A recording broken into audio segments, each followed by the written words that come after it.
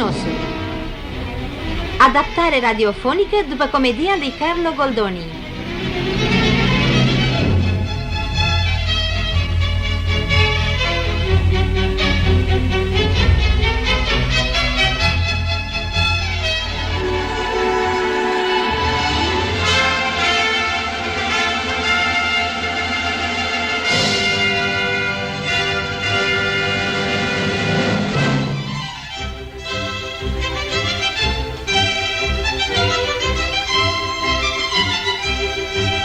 Într-o frumoasă noapte de mai a anului 1750, începe întâmplarea plină de har și de învățăminte a mincinosului Lelio Bisognosi.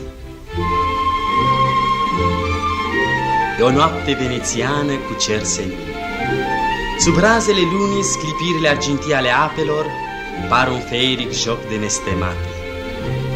Noapte plină de poezie, cu serenade învietoare la visare, la iubire.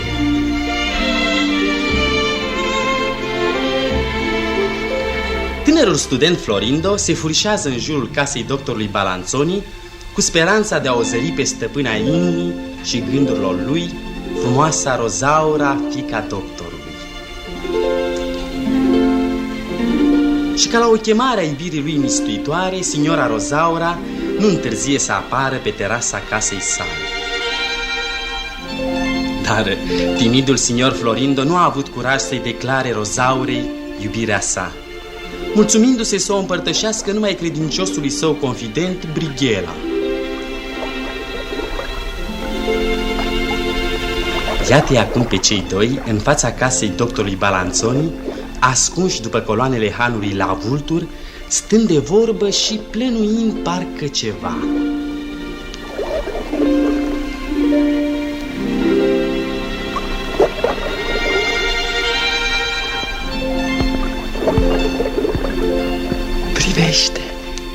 Privește, Brighella. Iată-le pe terasă pe scumpa mea Rosaura și pe sora ei Beatrice. Au venit să asculte serenada. Acum e cel mai fericit prilej să pun să-i cânte canțoneta pe care am compus-o eu, spre a-i dezvălui Rosaurei dragostea mea. Eu, signor Florindo, n-am mai văzut o dragoste atât de sucită ca asta dumneavoastră.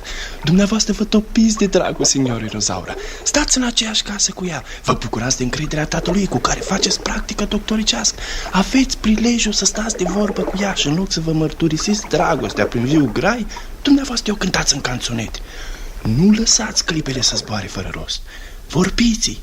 Faceți-o să vă înțeleagă. Încercați să citiți în inima fetii și dacă acolo scrie că ea vă iubește, n-aveți decât să-i faceți și serenade. Dar mai întâi vorbiți.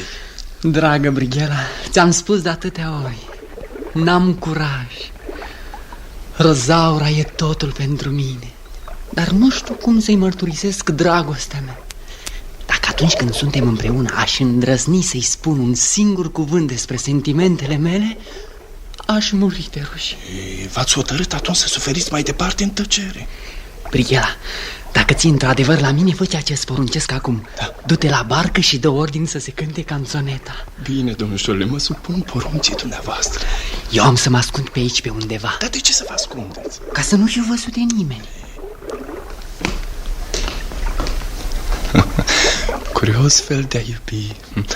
Greu se mai găsește în ziua de astăzi un nătărău ca senior Florindo. Ei, Brighella! Da, mă duc la barcă.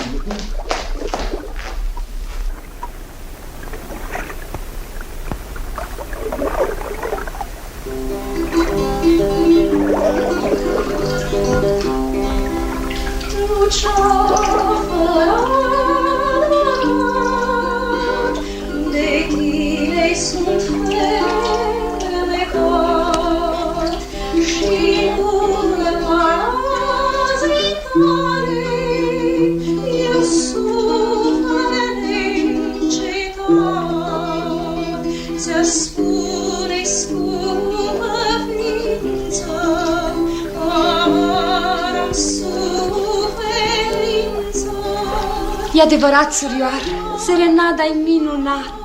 Îmi place să cred că a fost făcută pentru noi. dat fiindcă nu văd prin partea locului pe nimeni care să o merite. Ce n-aș da să știu pentru care dintre noi două a fost făcută și cine e autorul? Vreun tânăr fermecat de frumusețea dumitale. Poate mai degrabă un admirator ascuns al calităților dumitale. Eu n-aș putea spune de la cine vine acest frumos dar. Signor Ottavio pare îndrăgostit de mine, dar dacă el ar fi pus o cânte, nu s-ar fi sfis să o spună. Nici eu nu pot închipui cine e autorul. Florindo. Nu poate fi. De mai multe ori am încercat să-i spun cu un cuvânt de dragoste, dar întotdeauna a fost zadarnic. Nu-l cred în stare de un sentiment cald de iubire.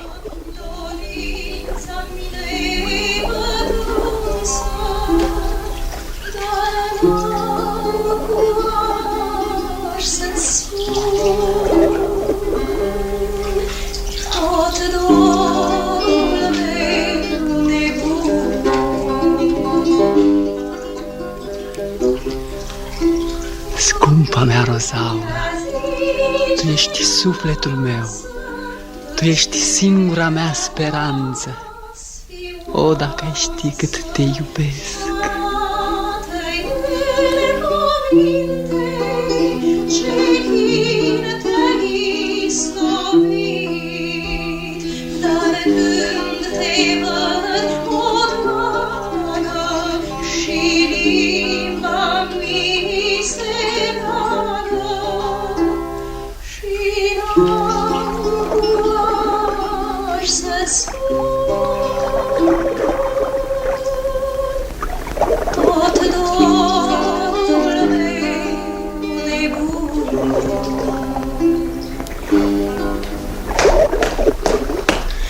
Signor Florindo, sunteți mulțumit? O, Brighella, sunt în culmea fericirii. A mers bine. Cum nu se putea mai bine. Da, dar vezi că signora Rozaura nu știe cine a făcut serenada. Nici nu vreau să știe. Sunt fericit că i-a plăcut. Dar nu-i de ajuns, seniore. Dacă nu vreți să vă spuneți direct în față dragoste, faceți-o măcar să înțeleagă că acest minunat dar vine din partea dumneavoastră. Ferească Dumnezeu. Dimpotrivă, ca să nu bănuiască nimic, eu apuc pe aici. Mă plimb puțin și intru în casă pe cealaltă ușă. Hai cu mine. Bine, merg unde-mi poftiți. Brighella, când iubești cu adevărat, nu fugi după plăcere și dragostea curată se mistuie în tăcere. Vine cineva. Hai să fugim de aici să nu ne vadă. Haide.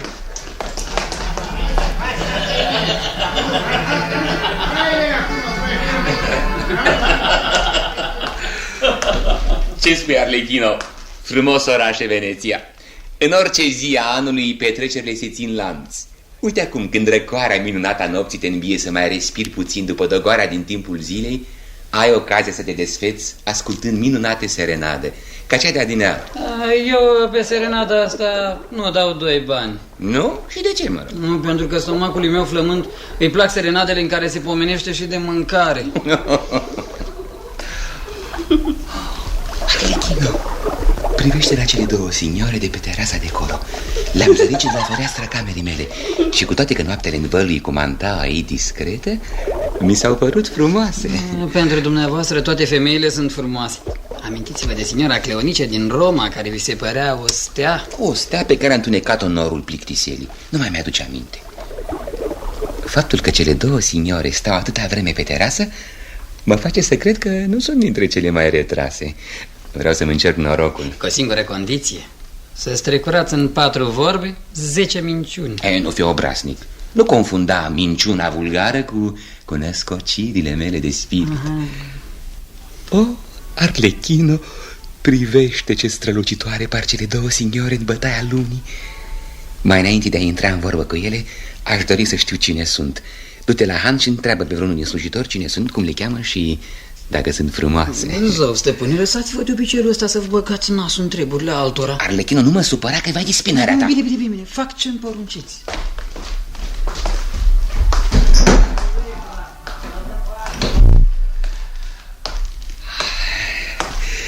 Sunt curios dacă îmi reușește în seara asta noua aventură. Vezi că un bărbat care se plimbă, da? Iar la lumina lunii pare bine îmbrăcat. Să intrăm în casă. Ce prostie! De cine ți-e frică? Nu, Arlechino nu mai vine. Nu știu nici cine sunt, nici cum să intru în vorbă cu ele, dar am să încerc. Oh, ce minunat cer!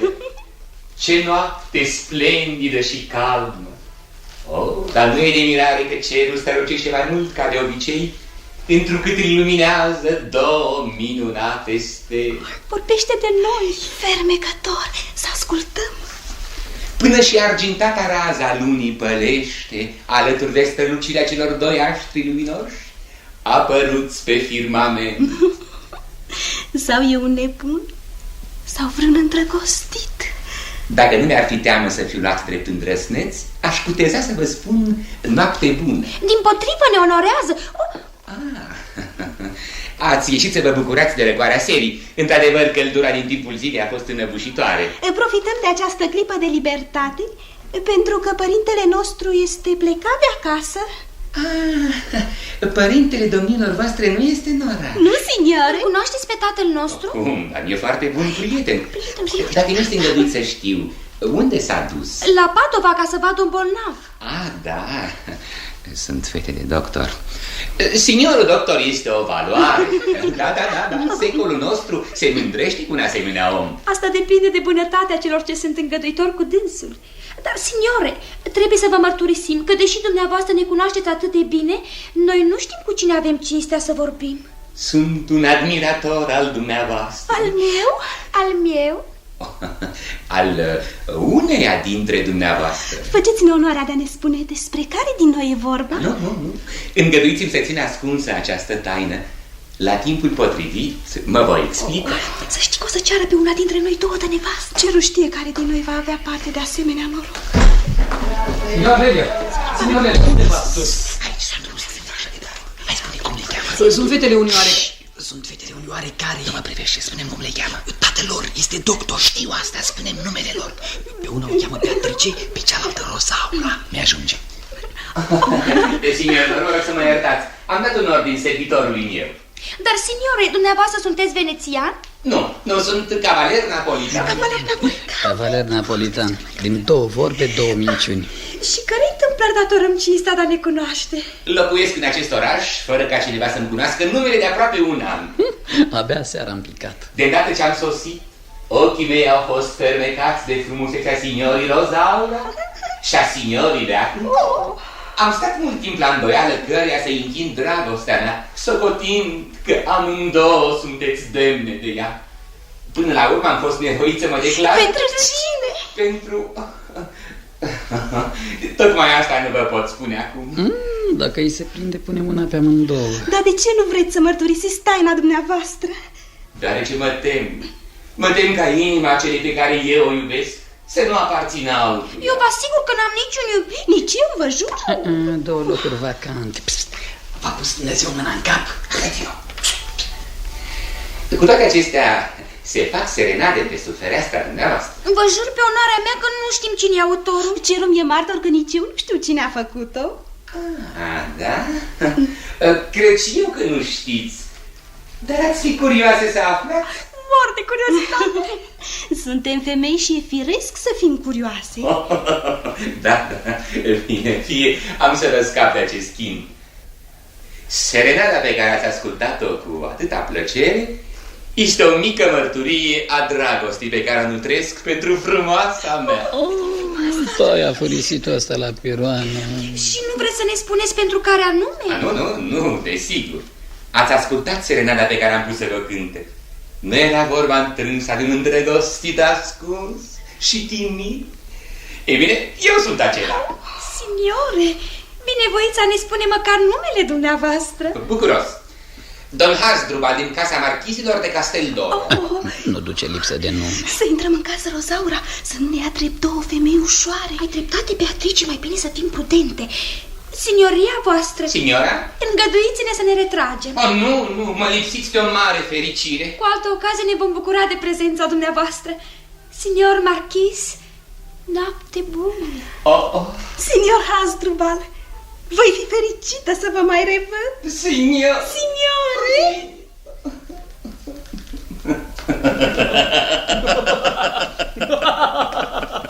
Signor cavaler napolitan, vă sărut mâinile. Ce spui, Arlechină? M-am ținut bine? Eu nu știu cum naiba faceți să născociți atâtea năzdrăvănii și cum de spuneți atâtea minciuni fără să vă încurcați.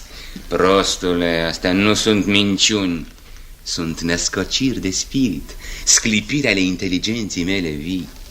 Cine vrea să se bucure de viață trebuie să aibă îndrăzneală, iar ocaziile nu trebuiesc pierdute. Stăpâne... Vină după mine, Arlechino.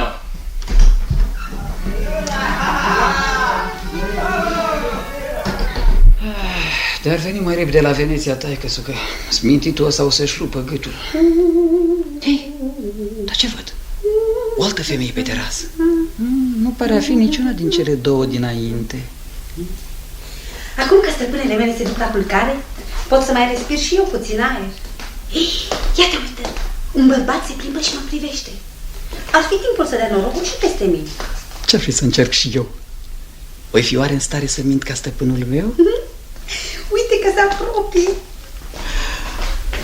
Mă închin frumuseții care și noaptea scânteiază și te îndrăgostește pe nevăzute. Dar cine sunteți dumneavoastră? Eu sunt Don Picaro de Catalonia. Oh, domn, este titlul de noblețe. Sunt îndrăgostit, sunt mort de dragul dumneavoastră. Dar eu nici nu vă cunosc. Sunt un îndrăgostit sios și rușinos. Cu mine puteți vorbi în voi. Eu sunt o biată servitoare. Servitoare? Tocmai ce căutam eu.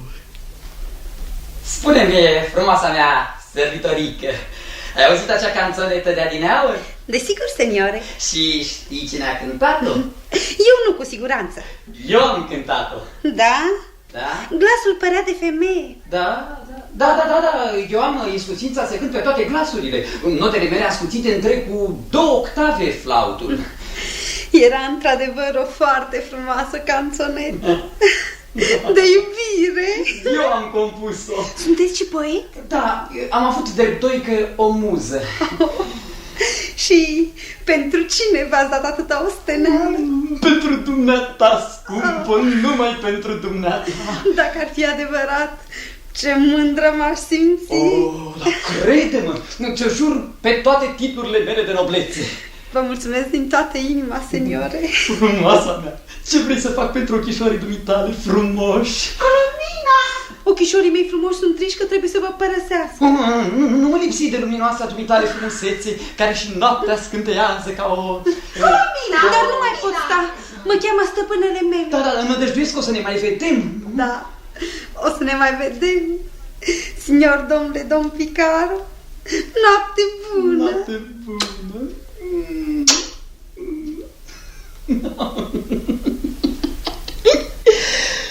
Și eu m-am ținut bine. Are dreptate proverbul că cine stă cu lupii învață să urle. L-aș face de râs pe stăpânul meu dacă aș pleca din serviciul lui fără să fi învățat să spun 1000 de minciuni.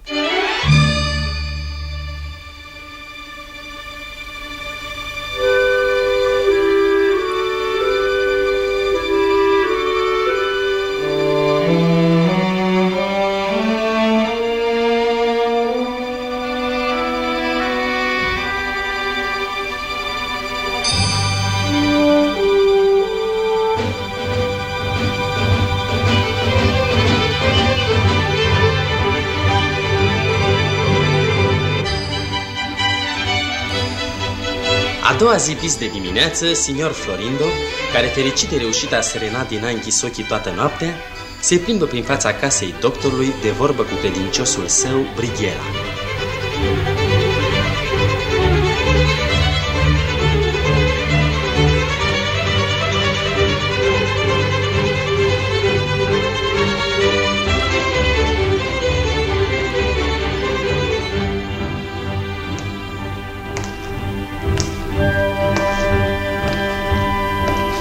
Ascultă, Brighella, am auzit-o spunând alaltăieri pe scumpa mea Rozaura că dorește să aibă o dantelă de mătase. Cum târgul s-a deschis astăzi, aș dori să-i cumpăr această dantelă și să-i o dăruiesc. Foarte bine! Și cu ocazia asta o să-i puteți mărturisi dragostea pe față, prin viu grai. Nu vreau să-i ofer chiar eu dantela. Dragă Brighella, Dacă ții la mine, ascultă-mă și fă ce-ți spun eu. Da. În punga asta sunt 10 galbeni. Așa. Cumpără 40 de coți din dantela cea mai fină. Nu te tocmi, plătește chiar 10 filipini cotul. Dă-i ordine gustorului să o trimită Rozaurei. Așa. Dar spune-i să nu cumva să destăinuiască cine i-a trimis-o. 10 galbeni aruncați în vânt. De ce? Pentru că signora Rozaura, neștiind de la cine vine acest dar, nu să aibă nici recunoștință față de dumneavoastră. N-are a face. Cu timpul o să afle. Deocamdată vreau să o fac fericită fără a mă descoperi. Da. Dar de unde aveți dumneavoastră acești 10 galbeni? I-am strâns. Bun. Strângeți bine bani cu bani, ca pe urmă să-i aruncați pe toți deodată pe fereastră. Hai, Brighela, du-te Florindo, iute și fă-mi plăcerea asta. Astăzi este prima zi de bâlci și aș vrea să aibă dantelele înainte de ora mesei. o fac împotriva voinții mele. Caută să fie frumoase. Lăsați pe mine. Am să-ți fiu veșnic îndatorat. Dacă lângă acești 10 galbeni ar avea și puțină minte, toată lumea ar fi a lui. Brighela! Da, mă duc.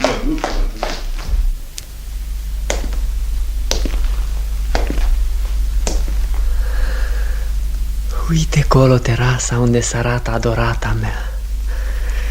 Dacă ar apare acum, cred că aș putea să îndrăznesc să-i spun un cuvânt.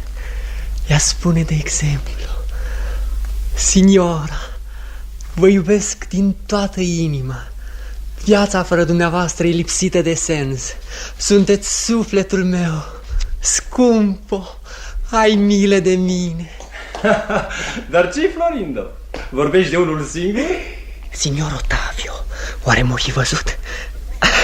Prietene, ce spui de frumoasa arhitectură a terasei de colo? Da, e într-adevăr frumoasă. Dar fi bun și spune-mi, dumneata ești arhitect sau portretist? Ce vrei să spui? Vreau să știu dacă ai venit aici ca să copiezi desenul terasei ori chipul frumos al stăpânilor casei. Nu înțeleg ce vrei să spui. Cred că mai ușor le poți face portretul în casă. Signore, eu îmi văd de siringele și medicamentele mele, nu de pensule și portrete. Eu sunt doctor, nu pictor. Da? Mă rog. Dar ascultă, dragă prietene, auzit ai dumneata serenada și s-a cântat aici asta noapte? Eu mă culc de vreme, nu ascult serenade. Și totuși ai fost văzut trecând pe aici în timp ce se cânta în barcă. Poate, o fi trecut din întâmplare, dar nu știu nimic. Eu am pacienți, n-am iubite. Mi se pare că se făstăcește. Înclin să cred că el este autorul. Signor Otavio, te salut. Te rog, mai zăbovește o clipă. Îmi place să cred că mi-ești prieten, așa că n-are rost să ne ascundem adevărul. Deși nu mi-e greu să-ți mărturisesc că o iubesc pe signora Beatrice. Dacă o iubești pe signora Rozaura, aș fi fericit să te pot ajuta. Dacă însă o iubești pe signora Beatrice, eu sunt gata să o cedez, dacă te preferă pe dumneata. Signor Otavio, nu mai insista. Eu învăț medicina și chirurgia, nu mă țin de femei. Îmi dai voie să nu te cred. De multe ori te-am auzit oftând și trebuie să recunoști că după medicină nu se oftează. Dacă nu vrei să crezi, îmi pare foarte rău. Eu îți mai spun încă o dată că nu iubesc nicio femeie și că dacă mă uitam la terasa de colo, ochii mi erau atrași de frumusețea desenului. Acum te rog să mă ierți. Sluga dumitale. Nu mai încape îndoială, este îndrăgostit. Și deoarece nu vrea să-mi mărturisească, mă tem că iubește pe Beatrice. Dacă n-aș fi pierdut noaptea jucând cărți ca un mizerabil, l-aș fi urmărit pe Florindo și mi-aș fi risipit bănuielile. Voi deschide însă bine ochii și voi afla eu adevărul. Cine-o fi seniorul ce a ieșit din han? Ce văd? Otavio! Lelio, dragul meu! Dumneata aici? Te-ai întors la Veneția? În cursul zilei de ieri. Cum te-ai îndurat să părăsești Napoli, unde erai străpuns de sute de săgeți de dragoste? Cu greu m-am despărțit, nu atât de Napoli, cât mai ales de frumoasele napolitane, îndrăgostite de mine. Dar îndată ce am ajuns la Veneția, minunatele aventuri pe care le-am avut aici m-au făcut să uit clipele petrecute acolo. Felicitările mele, dragul meu! Totdeauna norocos în dragoste. Amorul nu e întotdeauna orb, iar cuceririle mele neobișnuite nu se datoresc norocului, ci mai degrabă meritelor dumitale binecunoscute. Întocmai. Dar ia spune, dragă prietene, cunoști bine Veneția, nu? Mai mult sau mai puțin. Sunt aici de un an. Le cunoști pe cele două surori care locuiesc în casa de colo? Să văd ce urmărește. Nu le cunosc. Nu? Oh, Otavio, sunt două fete foarte frumoase. Pe una o cheamă Rosaura, pe cealaltă Beatrice. Sunt fetele unui doctor și amândouă sunt îndrăgostite de mine. Amândouă? Da, amândouă. Ți se pare curios? Dar cum ai reușit să le dai gata atât de repede? De cum au văzut, au fost atât de impresionate că, trecând peste orice rezervă, mi-au adresat cuvinte pline de dragoste. Să fie oare adevărat? Mi-a fost de ajuns să le spun doar câteva cuvinte și amândouă mi-au declarat o pătimașă iubire. Cum, amândouă? Da, amândouă. Gelozia îmi turbură mințile. Au insistat chiar să intru în casă. Te-a trăit în casă. Dar când era aproape seară, m-am hotărât să le ofer o minunată petrecere înainte de a mă despărți de ele. Ai pus să le fac o serenadă? Chiar așa. Cum știi și dumneata? Da, mi s-a spus. Acum cunosc autorul serenadei. Florindo avea dreptate. Prietene, serenada n-a fost decât începutul minunatei petreceri de astă noapte. Bravo, signor Lelio, bravo. Ce alte isprăve mi-ai făcut? Coborând din barcă, am comandat un ospăț bogat și, primind invitația celor două fete, am intrat în casă, unde am petrecut cu ele toată noaptea. Dragă prietene, nu vreau să te jignesc, dar dându-mi seama că vrei să te amuzi pe socoteala mea, încetez de a mai crede tot ce mi-ai povestit. Cum? Ți se par fapte atât de neobișnuite încât să pui la îndoială cuvintele mele? Mi se pare foarte curios ca două fete atât de serioase și bine educate să profite de lipsa tatălui lor pentru a benchetui toată noaptea cu un străin. Mă rog.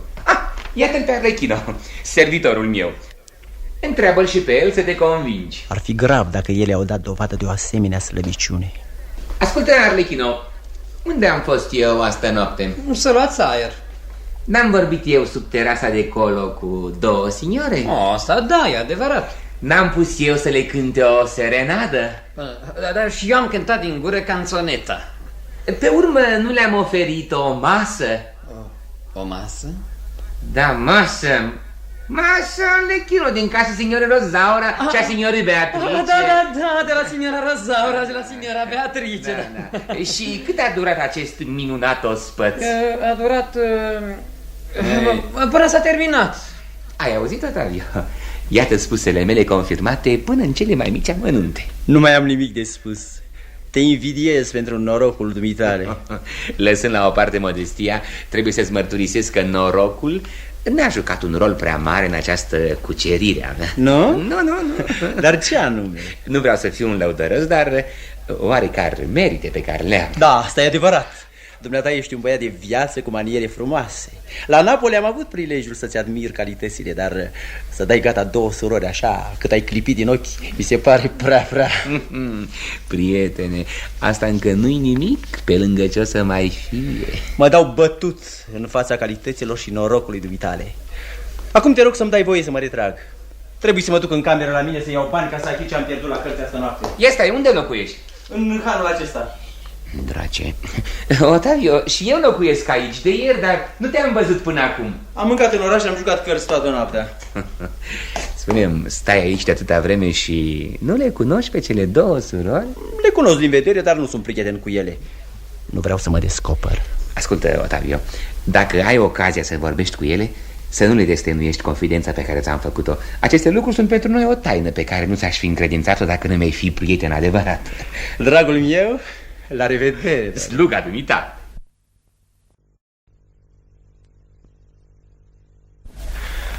N-aș fi crezut vreodată că Rosaura și Beatrice să fie atât de ușuratece.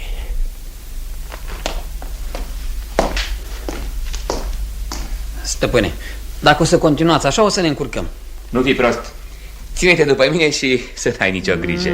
Hai, mai bine să facem așa. Când vreți să spuneți o minciună... O născocire de spirit, nătărăule. Bine, când vreți să spuneți o născocire de spirit, faceți-mi și mie un semn ca să pot face față și eu scocirilor dumneavoastră de spirit. Arlechino, stângăcia asta te-am încurcă nespus de mult. Hai să facem așa. Când vreți să vă cânt în strună, să strănutați. E atât de greu să spui ca mine? Mă zăpăcesc. Nu știu când trebuie să vorbesc și când să tac. Arlechino, privește măștile acelea două care ies din casa doctorului. Cine or fi? Fără îndoială că sunt cele două surori cu care am stat de vorba astă noapte. Prost obicei să-ți ascunzi fața. Signorelor, nu este nevoie să vă ascundeți frumusețea cu aceste întunecate măști? întrucât strălucirea ochilor dumneavoastră vă trădează din plin. Chiar și pe ea? Pentru moment m-am obligat să nu deosebesc calitățile unei surori de ale celeilalte. Dar ea este servitoarea noastră. Stăpâne, până aici. Nu vă amestecați în treburile mele. Arlechino, Signora, nu trebuie să mă condamnați dacă am confundat două măști. Totuși, razele ochilor Colombinei produc asupra dumneavoastră aceeași impresie ca și ai mei. Signora, acum că vă pot vorbi nestingerit, vă voi spune că numai dumneavoastră sunteți aceea care vă bucurați de toată dragostea mea, singura care îmi stăpâniți pe de-a întregul inima. Și dacă am vorbit la fel despre presupusa dumneavoastră soră, este pentru că a tras de fermecătorii dumneavoastră ochi. Nici n-am privit-o cu atenție. Și ați putea să mă deosebiți de sora mea cu toate că pormască? Că mai încape vorbă, aș ține la dumneavoastră prea puțin dacă n-aș fi în stare să vă recunosc. Fiți bun și spuneți-mi, cine sunt eu? Sunteți idolul meu. Dar cum mă cheamă? Trebuie să ghicesc. Beatrice. Beatrice ar fi geloasă. Cât de ușor te-am recunoscut, Rozaura mea. Acum văd că mă cunoști. Arlechino, privește și-a scos masca. Oh, ce chip încântător. Artă nerăbdare să o văd și pe servitorică scoțându-și masca.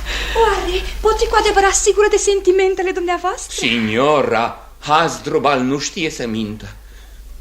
Vă iubesc, vă ador. Și când nu mi este îngăduit să vă văd, nu fac altceva decât să vă repet numele în gând și să vă laud frumusețea. Arlechino, spune și tu, nu-i adevărat?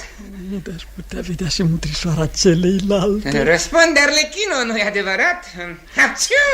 Nu, e foarte adevărat. Atunci, dacă mă iubiți atâta, de ce nu mi-ați mărturisit-o până acum? Îți voi spune, scumpa mea Rozaura. Tata vrea să mă însoare la Napoli cu o fată din Palermo. Da, dar eu nu puteam să o sufăr și atunci am fugit ca să nu fiu silit să mă căsătoresc cu ea. I-am scris tati că, fermecat de frumusețea dumitale, doresc să te iau de soție. Dar abia ieri am primit răspunsul cu consimțământul lui. Mă mir totuși că tatăl dumitale consimte să te însori cu fata unui doctor. Și totuși este adevărat. Da, signora, scrisoarea am citit-o și eu. Zestrea pe care tatăl meu poate să ofere nu va fi potrivită cu strălucirea casei dumneavoastră. Signora, casa Casteldoro n-are nevoie de zestre.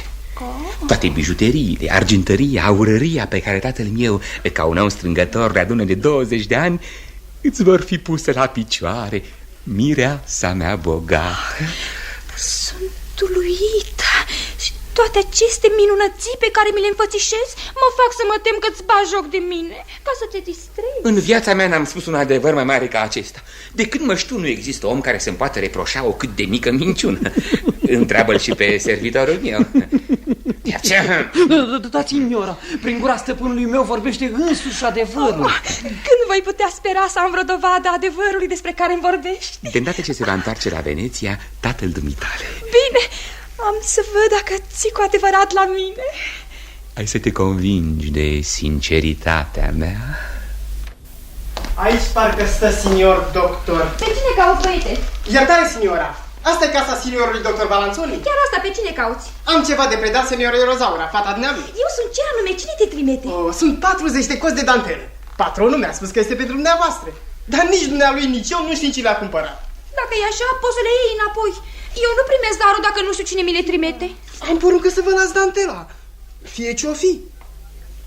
Dacă nu vreți să le primiți pe stradă, am să bat ca să le duc în casă. Îți repet că nu le primesc nici în ruptul capului. Sunt plătite, costă 10 galbeni. Dar cine mi le trimite? Nu știu, pe onoarea mea. Dacă e așa, nu le iau. Signora Rozaura, sunt impresionat de delicatețea dumneavoastră. Luați dantelele fără nicio grijă, deoarece le refuzați neștiind de la cine vine acest dar. Mă văd silit a vă spune că ele sunt o neînsemnată dovadă a dragostii mele. Dumnealui le-a cumpărat. Și mi le dăruiți mie? Da, signora, dar vreau să o fac fără a mă descoperi, pentru a nu încerca rușinea să vă ofer un lucru atât de neînsemnat. Ce bandit.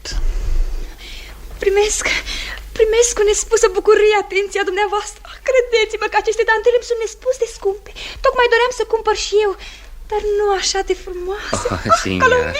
Colomina, dragă, puteți să mi le cași la Paris. Mai doriți ceva? Nu, n-ai decât să pleci. Da, mie nu-mi dați nimic? Ba da, când nu mai vedea? Am înțeles.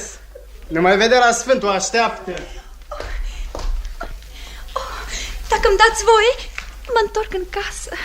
Dacă vă pot fi de folos cu ceva, vă însoțesc. Pentru moment, nu.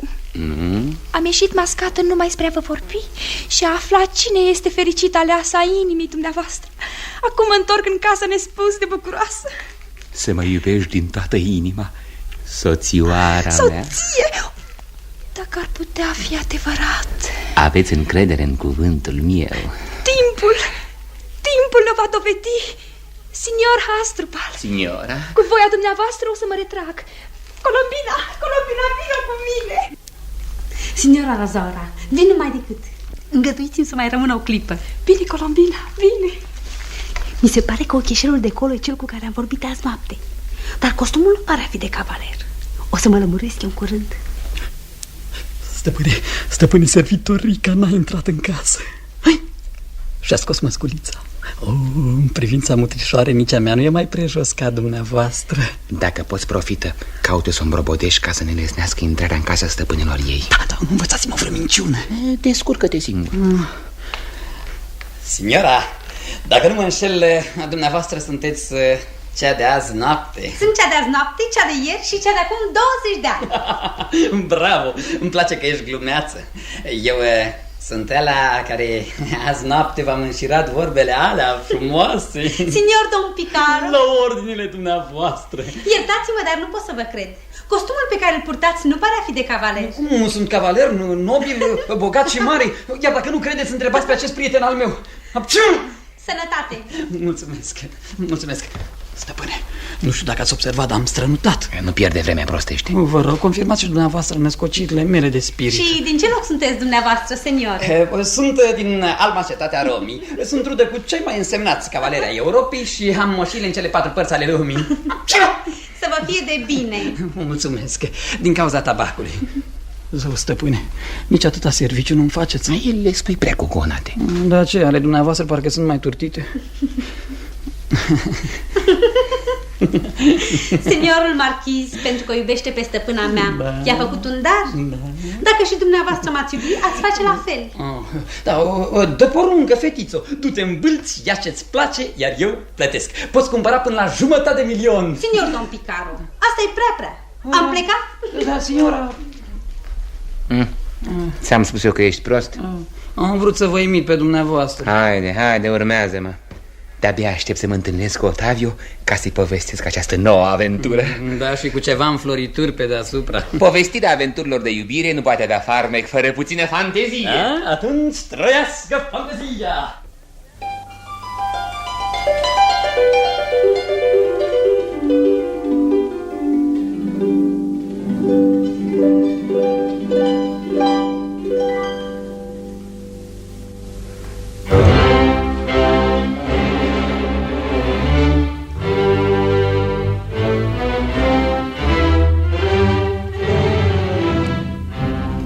Dintr-o gondolă coboară signor Pantalone, tatălui Lelio și doctorul Balanzoni. După o călătorie lungă și obositoare, bucuria întoarcerii acasă îl face pe signor doctor Balanzoni să exclame: E slavă Domnului că am ajuns cu bine! De la Mila la Veneția nu se poate veni mai iute de cum am venit. Pentru mine a fost o călătorie cât se poate de fericită. În primul rând am fost la Padova, unde pe 3 vizite am luat 10 galbene. Azi noapte am fost ospătat în casa dumitale dumnezeiește. Dar mai mult decât aceste mici satisfacții, căsătoria pe care am încheiat-o între signorul Elio și fiica mea Rosaura îmi umple inima de bucurie și mângâiere. Iată prietenia noastră de atâția ani încununată prin această înrudire scumpă nouă. Așa. Dar când crezi că poate ajunge la Veneția fiul dumitale? După ultima scrisoare pe care mi-a trimis-o de la Roma, ar însemna să fie aici azi sau mâine. Dar ea spune, dragă prietene, e un tânăr arătos? O să poată fi mulțumită fiica mea cu el? Eu, la drept vorbind, Nu l-am văzut de 20 de ani. Cum? Da, că pe când avea 10 ani l-am trimis la Napoli, la un frate al meu cu care făceam comerț împreună. Așa că dacă l-ai vedea, nu l-ai cunoaște? N-ar fi de mirare, pentru că a plecat de o șchioapă. Dar din cele auzite despre el, e un tânăr cu multă judecată, chipeș la înfățișare și plin de duh. Mă bucur, dar și mai mulțumitare să fie fata mea, că de nu mă înșel, mi se pare că văd în ochii ei o mare dorință de a se căsători. Mai toate fetele au această dorință de a se mărita. Unele pentru a o duce mai bine ca în casa părintească, altele pentru a fi mai libere, altele ca să nu doarmă singure. Toate abia așteaptă să se mărite. Signor Pantalone, îți mulțumesc că m-ai adus până acasă cu gondola dumitale. Acum dă-mi voie să mă retrag. Sluga dumitale. Dar ce scandal s-aude?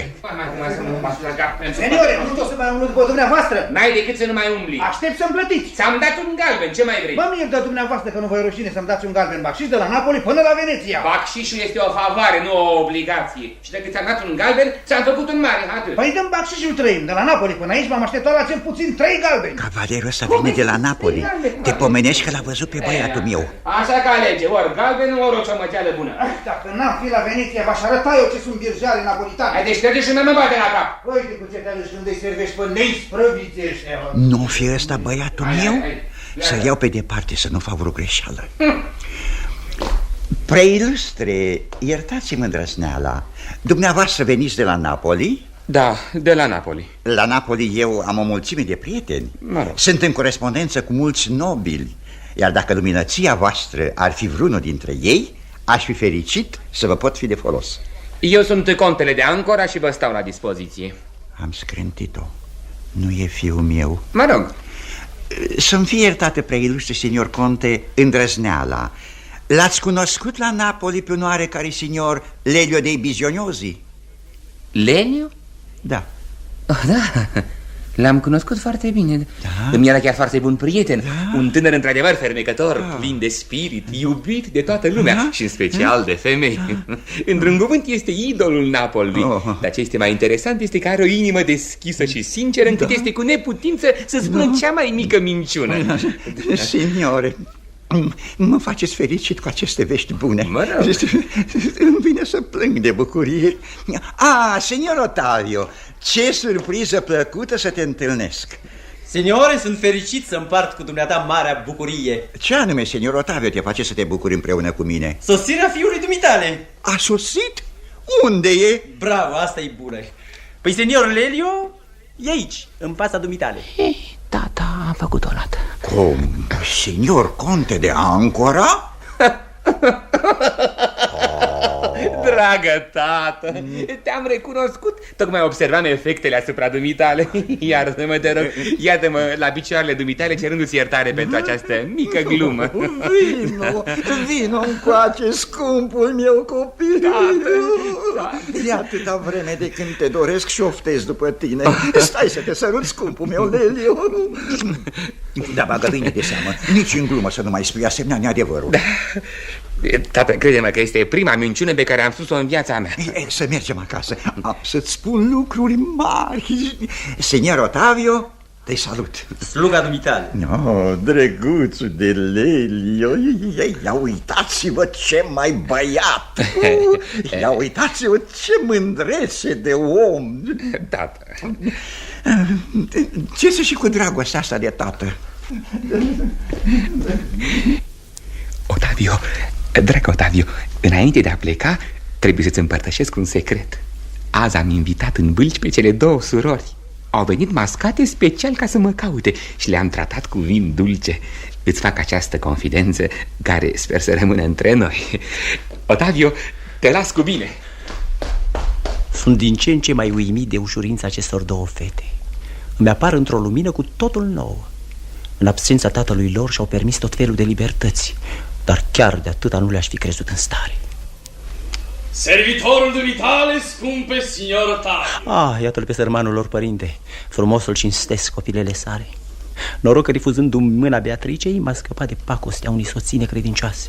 Signor Ottavio, țin să vă anunț că am măritat pe fiica mea Rosaura. Mă bucur nespus de mult.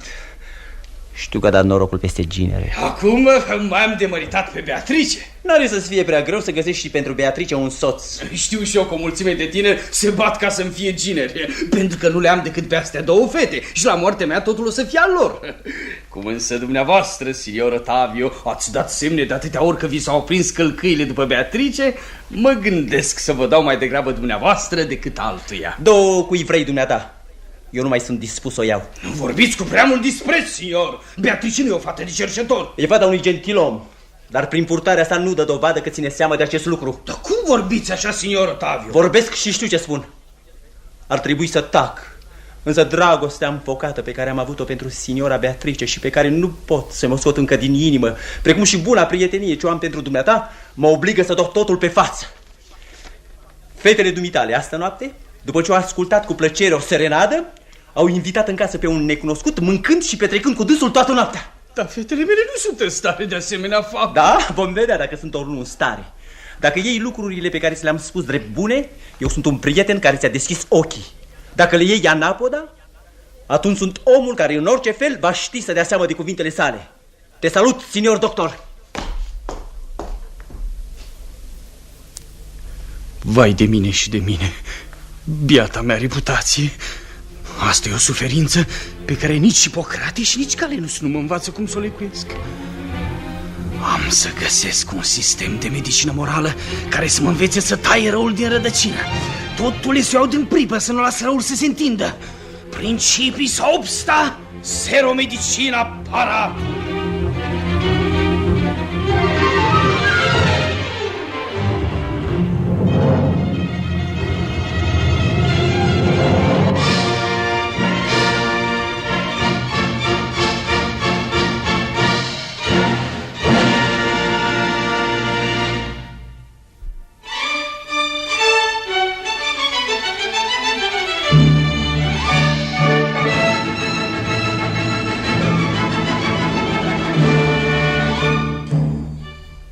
Cele aflate de la signorul Ottavio l-au supărat într-atât pe doctorul Balanzoni, încât a năvălit ca o furtună în casă, hotărât să pedepsească aspru purtarea ușuratică a fetelor sale. Și acum casa doctorului este într-o mare fierbere.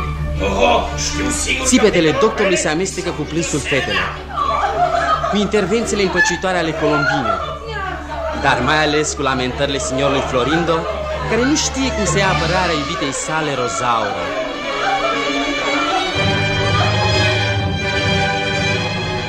Aici, în casa asta noapte, n-a intrat nimeni. Știu sigur că fetelor mele li s-a făcut o serenadă.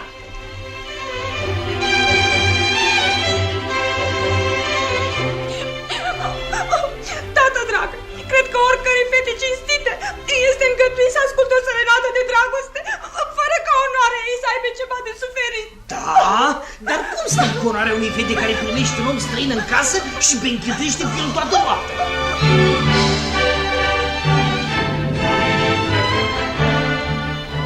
Signor doctor! Nu! Signor Florindo nu mai insista. Signor Ottavio mi-a împărtășit toate acestea și susține că poate dovedi adevărul. Signor Ottavio minte. O să-l găsim și îl vom sili să se explice. Sunt sigur că veți dovedi că totul a fost o născocire.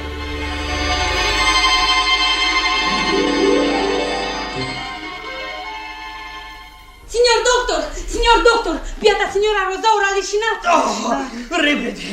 Repede, aduceți puțin spirit de Melissa. Dacă ați vedea cum îi bate inima, ar trebui să-i se ia puțin sânge. Signor Florindo, pipă-i pulsul și dacă ți se pare că are nevoie să-i se ia sânge, înțeapă-i vâna. Eu mă duc să iau spiritul de Melissa. Columbina, tu du-te și adu tot ce trebuie pentru lua sânge. Mă duc îndată, dar vă rog din suflet să nu mă lăsați singură. Sunt numai eu cu ea. Nu mă vede nimeni. Pot să-i ating frumoasa-i mână. Da, scumpă, am să-ți iau pulsul. Ce frumoasă e, deși leșinată. Ah, pulsul ei. Vai, mor. Signor Florindo leșina și dumnealui. Cum s-ar zice, doctorul îi ține de urât bolnave. Nu și-a venit încă în fine? Veniți, vă rog. Signor Florindo leșina și dumnealui. De ce istoria asta? Iute, trebuie să le dăm ajutor. Ia tu spiritul ăsta și dă-i cu el pe la nasul Rozaurei. Eu am să văd de băiat.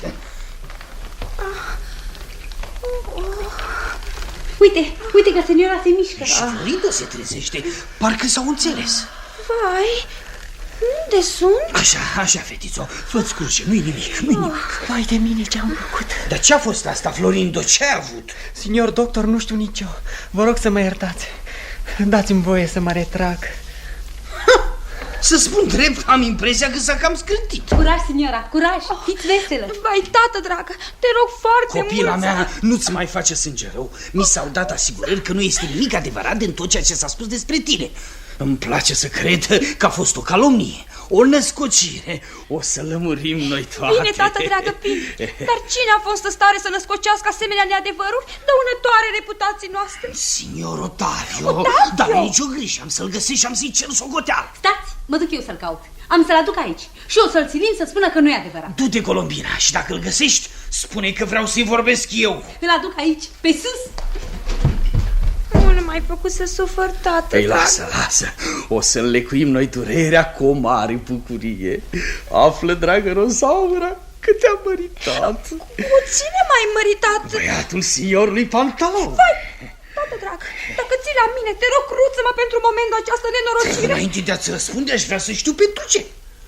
Află, tată drag, că un cavaler de neam mare și putre de bogat vrea să mă ia de soție. Bagă de seamă să nu fie vreun excroc. Ia spune-mi, cum îl cheamă pe acest nobil signor? Signor Marchis Hasdrubal din casa de Castel Toro.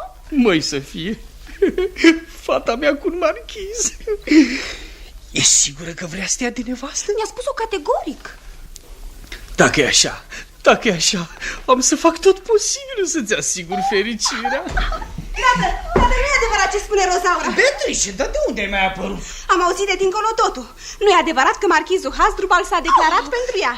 Dumnealui o iubește pe una din noi și fără a-mi face prea mari iluzii, am motive să cred că mă preferă pe mine. Ce mai și istoria asta? Pe ce-ți întemeiezi dumneata speranțele, signora Beatrice? Pe ce ți le întemeiezi și dumneata, signora Rozaura? Tată dragă, eu vorbesc pentru ca motivele mele. Iar eu te rog să crezi că știu ce vorbesc.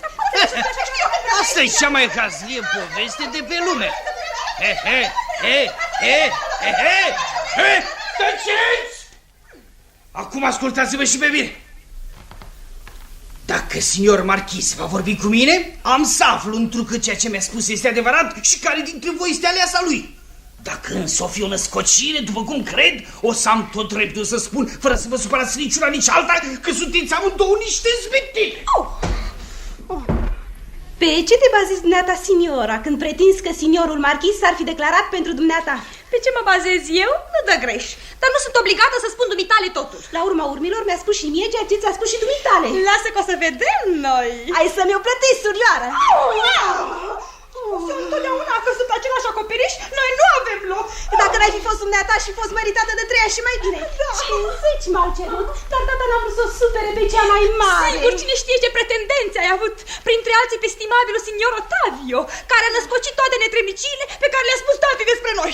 Otavio le-a născocit? Chiar acum mi-a spus tata. Nemernicu! Dacă mi-o cădea în mână, are să vadă el. Ar merita să fie omorât. Signorelor, signor Otavio dorește să vă spună bună ziua.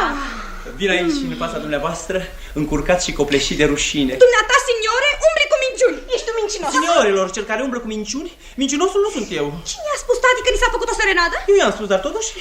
Cine a spus că am primit noaptea un străin în casă? Eu, dar aflați că... Ești un mincinos. Ești un minciuni. Aflați că Lerio... S-a spus dumneata sau nu că am fost pe terasă? Dar, seniorilor, ascultați-mă. Ai spus sau nu că străinul acela ne-a oferit un ospăț? Am spus pentru că el însuși... Ești un mincinos. Nu mai cu minciuni. Poftim, în loc să mă asculte, îmi trântesc amândouă ușa în nas.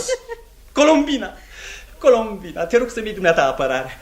Du-te la stăpânele dumitale și spune-le că dacă o să mă asculte, o să fie mulțumite. Și cum credeți că o să vă puteți dezvinovăți? Pot spune o mulțime de lucruri și numai adevăruri. Ascultă și judecă și tu dacă am sau nu dreptate. Una și cu una fac două.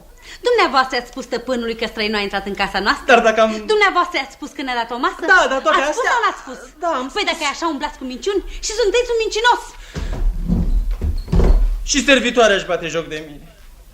Există, din păcate, un mincinos, dar cu toate că nu sunt eu acela, nu pot să mă dezvinovățesc. Cum să obțin iertarea Beatricei? Și mai ales cum să-l împac pe doctor? Iată-l că vine. Merit pe bună dreptate reproșurile sale. Ce este, signor Ottavio? Ce căutați aici în casa mea? Signor doctor, sluga dumitale. Care va să zic că mi-ați înșirat la veni și uscat. Tot ceea ce am spus n-au fost născocirile mele, dar prea ușor am crezut și prea degrabă am repetat tot ceea ce mi-a fost povestit de un mincinos. Cine e ăla? Lelio Bizonios. Băiatul pantalon? Chiar el. A venit la Veneția? A sosit ieri spre nenorocirea mea. Sunt complet aiurit. Dar cum a fost ăsta în stare, într-un timp atât de scurt, să scornească atâtea minciuni pe socoteala fetelor mele? Știe că eu sunt tatăl lor? Cred că da. Nemernicu, așa înțelege-l se poarte cu ele? Nu eu mai dau pe Rosaura de nevastă. Signor doctor, îmi pare rău de ce am făcut. Și mie îmi pare foarte rău, dar... Nu mă lipsi de bunăvoința dumitale. Te voi lipsi de prietenia. Nu uitați că mi-ați oferit-o pe signora Beatrice. Nu uitați că mi-ați refuzat. Acum vă implor să mi-o dați. O să mai vorbim. Vă rog foarte mult, dați-mi consimțământul. Să mă mai gândesc. Bine, eu vă cer fata și n-am să vă plictisesc pentru zestre. Lăsați. Mai vorbim noi. Eu mă duc, am treabă. Sluga dumitale, signor Ottavio. Nu-mi pasă de zestre. Din moment și voi fi sigur de Beatrice. Ce greu e să fii sigur. Femeile sunt mai statornice în ură decât în iubire.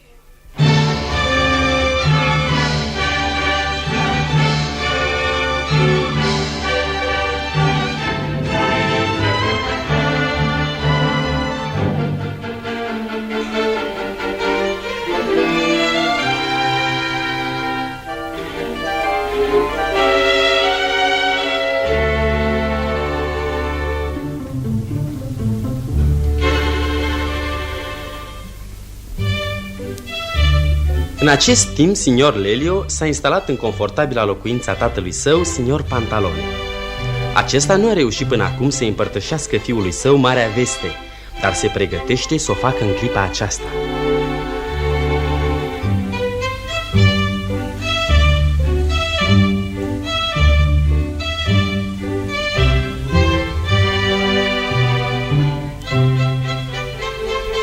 Dragul meu, Lelio, vreau să-ți vorbesc. Tată dragă, te ascult cu luare aminte. Dragul meu, tu ești singur moștenitor al neamului nostru. Trebuie să ne gândim la păstrarea neamului și a familiei, așa încât, ce să mai lungim vorba, vreau să te însor. Tată, la asta m-am gândit și eu. Da, am ceva în vedere, dar vom vorbi la timpul potrivit. În vremurile de azi, tineretul, când e vorba de însurătoare, nu se gândește decât la satisfacerea capriciilor. Tranzacțiile de soiul ăsta trebuie lăsate pe seama părinților. Bine, ei aranjează lucrurile mai cu judecată și mai târziu copiii le sunt recunoscători. Firește că întotdeauna voi asculta de sfaturile dumitale. Bravo! Dacă e așa, fiule, află că te-am și însurat. Cum? Chiar azi de dimineață am stabilit contractul căsătoriei. Tată, cum puteai să-l stabilești fără mine? Pentru că mi s-a prezentat o ocazie fericită. Bine, tată, o fată cu minte, cu zestre frumoasă, fiica unui boloniez respectabil, stabilit la Veneția. Fata e și frumoasă și de duh. Ce vrei mai mult? L-am prins pe tasul cu vorba și afacerea s-a și încheiat. Tată dragă, iartă-mă, e adevărat că părinții se gândesc la fericirea copiilor, dar copiii trebuie să trăiască în casă cu nevestele lor și poate că au și ei ceva de spus. Fiul meu, ăsta e sentimentul de supunere de care mi-ai vorbit până acum? Măcar să o văd cum arată. Ai să o vezi când o să-i scălim contractul. Așa obișnuiau bătrânii. Așa am făcut și eu și am făcut bine. Sunt tată și gata. Acum e momentul să născocesc ceva. Ce ai de spus?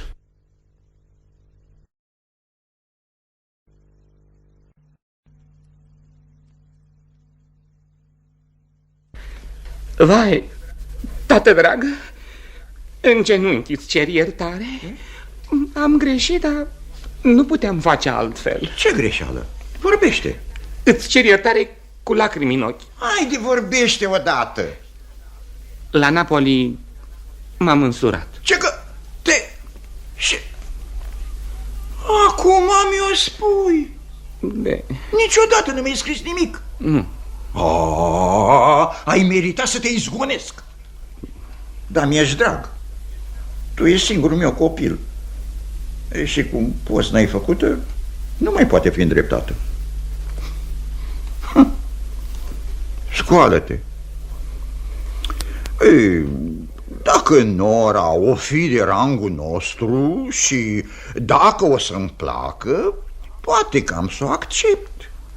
Dar dacă mi te-ai însurat cu vreo neisprăvită? Tată, dragă, dar e o fată cât se poate de cinstită. De ce condiție? E fata unui cavaler din Napoli. Zestre are? E foarte bogată. Bravo, signor Lelio. Faci o partidă ca asta și mie nu-mi spui nimic. Bine. Sau ți-a fost frică să nu mă opun? Doar nu-s nebun. Dar de ce să nu-mi spui nimic? Bine, pentru că am făcut nunta în pripă și... Ce înțelegi prin nuntă în pripă? Am fost surprins de tatăl fetei în odaie la ea. Și ce căutai, mă rog, în odaia fetei? Nebuniile de dragoste. Nu știi cum e tinerețea? Nenorocitule. E, acum gata. Gata. Te-ai însurat? M-am însurat. S-a terminat. Cum o cheamă pe nevastă ta? Brizeida. Da, pe tațu? Domn Policarp. Și mai cum? Domn Policarp Dalbacava. Da, fata e tânără? E așa, de vârsta mea. Și cum te-ai împrietenit cu ea? Vila ei era lângă noastră. Și tasul te-a găsit în odaia ei? Da, ne-a găsit singurei. Ziua sau noaptea? Pe când se îngâna ziua cu noaptea. Și tu te-ai lăsat să te prindă? Putea să te omoare. Nu, m-am ascuns într-un dulap. Păi atunci cum te-a găsit? Ceasul meu cu soneria a sunat. Iar tatăl fetei a intrat la bănuială. Da, și a întrebat-o de la cine are ea acel ceas cu sonerie. Și ea a spus îndată că l-are de la o verișoară. Și cine e verișoara asta ei? Ducesa Matilda, fata prințului Astolfo, sora contelui Argante, supraintendentul vânătorilor regali. Bine, dar mireasa asta ta are rude grozave. Da, e din marea nobilie. Da. Și pe urmă? Pe urmă, bătrânul a vrut să vadă ceasul. Ei, da. Și cum a fost? Atunci a venit Brizeida, a întredeschis ușa dulapului și mi-a cerut în șoaptă ceasul. Bun, și tu i l-ai dat și gata. Nu, pentru că scoțându-l din buzunar, lanțul s-a încurcat între gaci unui pistol pe care l-aveam încărcat și pistolul a luat foc. Și nu te-ai rănit? Nu, n-am pățit nimic. Și pe urmă?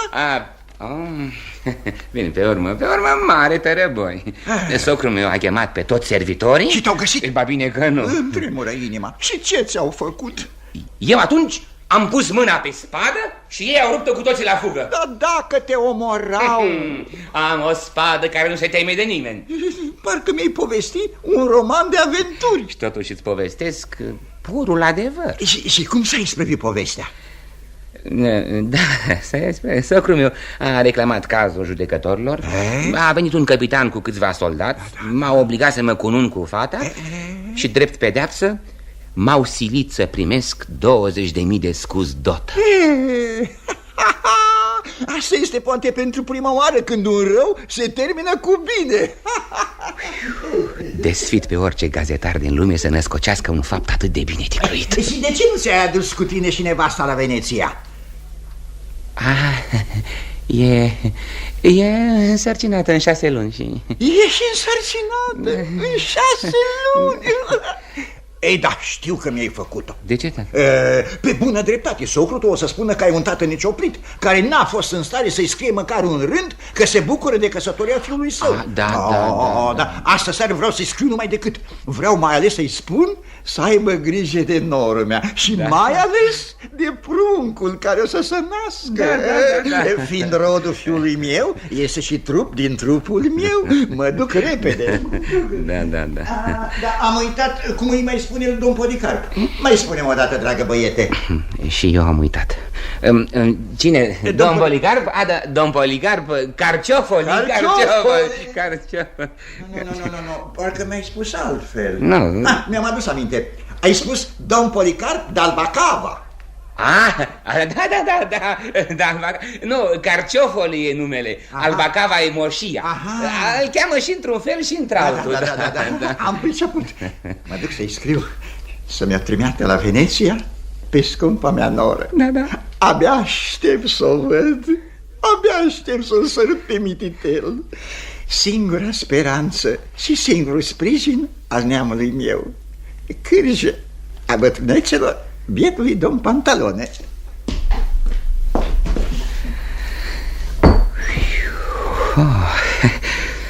Prin câte a trebuit să trec ca să pot scăpa de căsătoria cu fata asta din Bolonia pe care mi-o propunea tata. No. Când o fi să fac nebunia să mă leg cu lanțul căsătoriei, nu voi lua o altă mireasă decât pe Rozaura.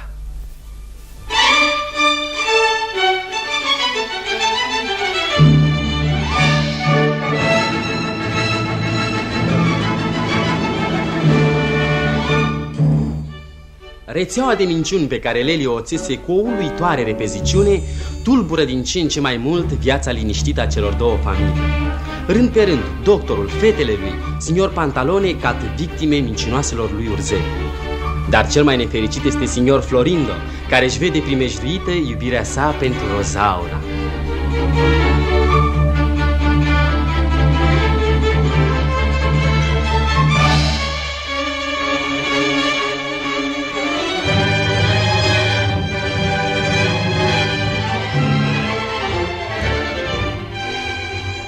Brighella, sunt disperat. De ce?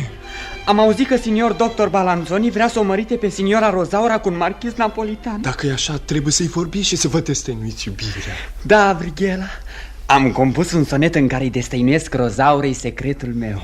Iar umblați cu poezii. Sonetul e destul de clar ca să mă facă înțeles. Dacă e clar și signora va pricepe, poate folosi și sonetul. L-aș putea auzi și eu. Da. Sonet.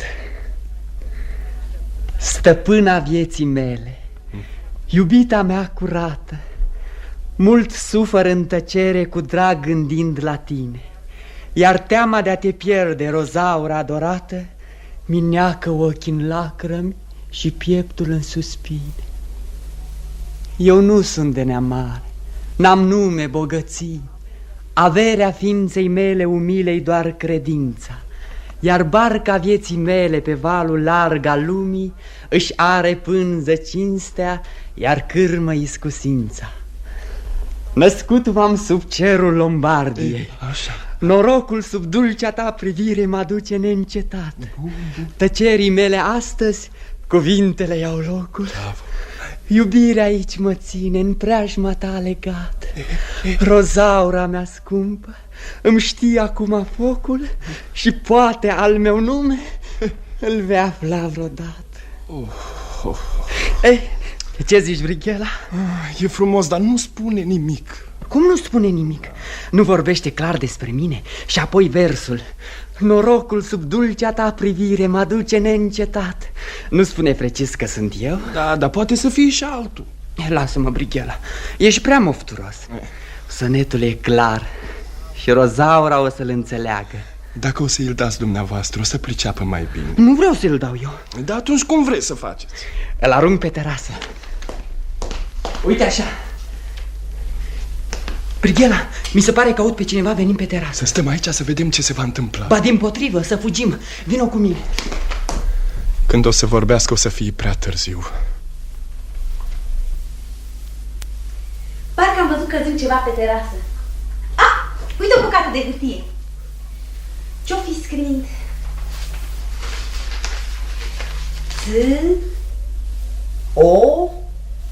S-O N E T. Sonet. E un sonet. Signora Rozaura, veniți repede. Cineva a aruncat un sonet pe terasă. Un sonet de nu să citesc.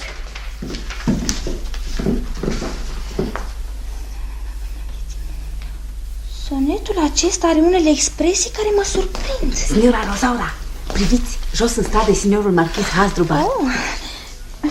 Signora Rozaura, Permiteți-mi să vă salut. Oh, iertați-mă, signor marchiz, nu v-am văzut. V-am zărit citind ceva cu multă atenție. Despre ce este vorba? Am să vă spun. Colombina a găsit din întâmplare acest sonet pe terasă, mi l-a dat și acum aflu că mi este adresat. Știți cine vi l-a făcut? Nu este semnat. Dar cunoașteți scrisul? Nu, nici scrisul. Și nu vă trece prin gând cine vi l-a făcut? Cu asta îmi bat capul și nu ghicesc deloc. Este frumos? Mi se pare încântător. Nu este un sonet de iubire? Ba da, sigur, vorbește de iubire. Un îndrăgostit care îmi scrie cu multă duioșie. Și vă mai îndoiți cine este autorul? Nu-mi pot închipui deloc. Este opera muzei mele. Da? Dar sunt anumite versuri pe care nu le înțeleg. Cum nu vorbește sonetul de o inimă care te adoră? Ascultă câteva versuri și să-mi spui dacă sonetul e al dumitale. Stăpâna vieții mele, Da. iubita mea curată, mult sufăr în tăcere, cu drag gândind la tine. Da, e al meu, fără îndoială. Stăpâna vieții mele, iubita mea curată, muzică, la fel. Da, nu știu pe de afară. Mai departe. Iar teama de a te pierde, rozaura adorată, mi-neacă ochii în lacrimi și pieptul în suspine. Ce vrei să înțelegi prin asta? Obișnuită gelozia îndrăgostiților. Eu nu am stat de vorbă cu tată dumitale. Nu ești încă a mea. Mă tot îndoiesc și, îndoindu-mă, plâng. Signor marchiz, explică-mi, te rog, aceste 4 versuri admirabile. Eu nu sunt de neam mare, n-am nume, bogății. Averea ființii mele umile doar credința, iar barca vieții mele pe valul larg al lumii și are pânză cinstea, iar cârmă-i scusința. Aici am cam încurcat-o. Al dumitale este acest frumos sonet? Da, signora, al meu este. Acum, convins fiind de sentimentele dumitale sincere, am decis să-ți spun tot adevărul. Nu sunt bogat. Am o stare de mijloc și exercitând la Napoli onorabila profesiune de negustor, adevărul este că istețimea este singura mea laudă. Mă surprinde mărturisirea pe care mi-o faci. Ar trebui să te gonezi de aici, întrucât te-am dovedit mincinos. Dar dragostea care mi-a încolțit în suflet pentru dumneata, nu mă lasă să o fac. Însă restul sonetului mă face să fiu și mai curioasă. Ce drag o mai fi în el?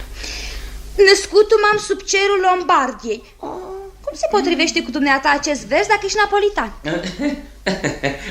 Napoli este o parte a Lombardiei. Eu n-am auzit niciodată spunându-se că regatul Napolului, care este tocmai în sudul Italiei, ar fi cuprins în Lombardia, care este în nord. Citește istoria.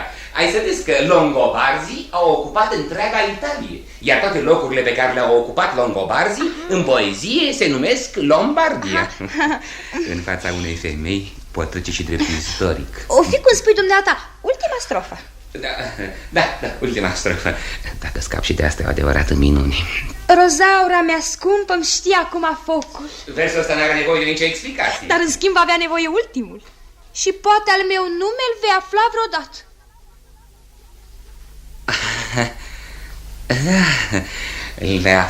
Îl vei afla. Pe mine nu mă cheamă Hasdrubal, marchizul de Casteldoro, ci mă cheamă Ruggiero Pandolfi.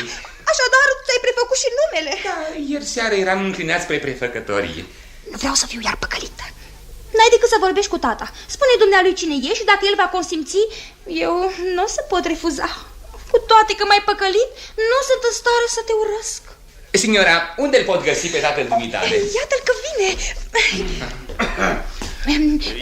Ele? Da, dar... Rozaura, tu du-te în casă. Tată, dragă, nu mă înfuria. trebuie să mă supun. Acum e momentul să-l îmbrăvodesc și pe bătrân, dacă s-o putea. Signor doctor, respectele mele.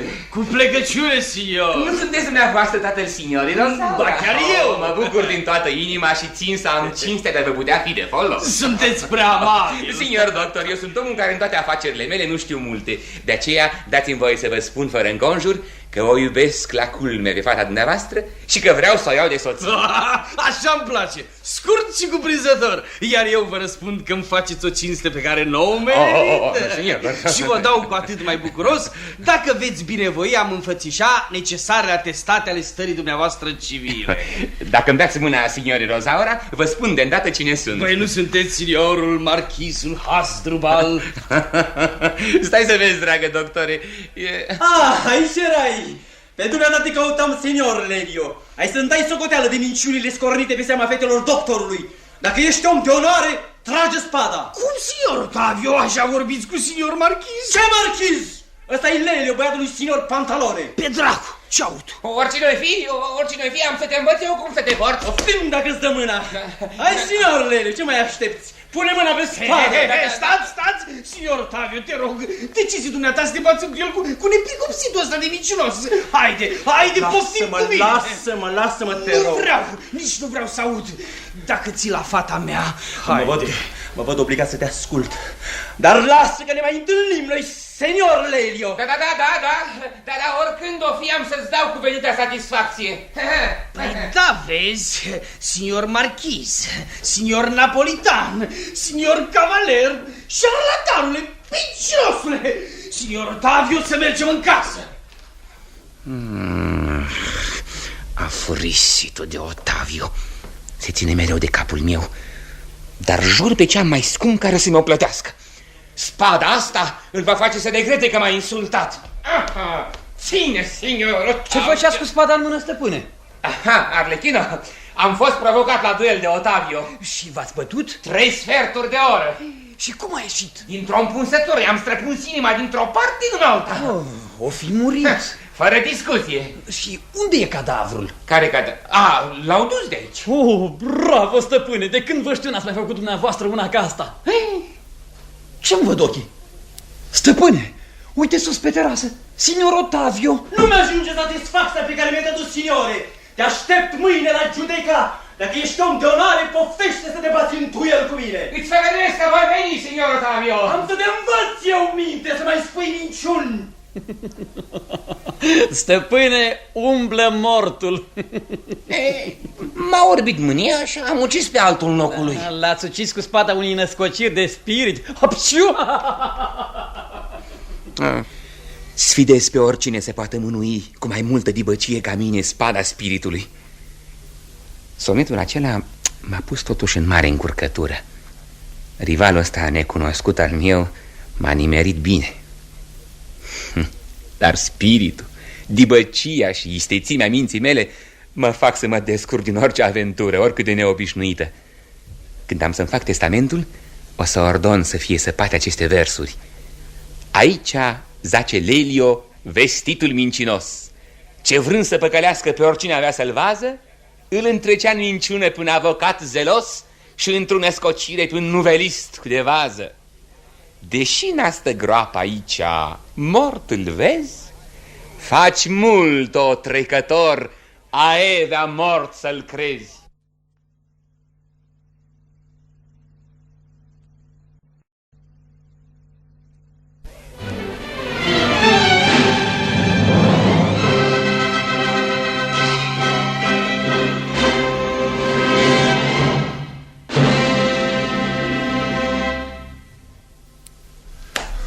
Signor Florindo, tocmai pe dumneavoastră vă căutam. Pe mine? Ce vrei, dragă Brighela? Am să vă spun cu un oarecare mincinos și șarlatan și-a pus în cap să vă sufle pe signora Rosaura. Spune-mi, cine e acela? Nu cumva marchizul de Casteldoro? Întocmai, servitorul lui care-i cam plecat mi-a povestit totul. Aflați că s-a dat în fața signorii Rosaura drept autorul serenadei, drept autorul sonetului și a împuiat capul cu tot felul de bazaconii. Dumneavoastră cheltuiți și el profită. Dumneavoastră oftați și el râde. Dumneavoastră tăceți și el vorbește. El o să aibă parte de dânsa, iar dumneavoastră o să rămâneți cu buzele umflate. Vai, Brighela, îmi spui niște lucruri îngrozitoare. Acum trebuie să vă hotărâți. Ori vorbiți signorii Rosaura imediat, ori lăsați orice speranță. I-aș vorbi cu dragă inimă, dar n-am curaj. Sfătuiește-mă, ce trebuie să fac? Haide să intrăm în casă și vom găsi calea cea mai nimerită de urmat. Da.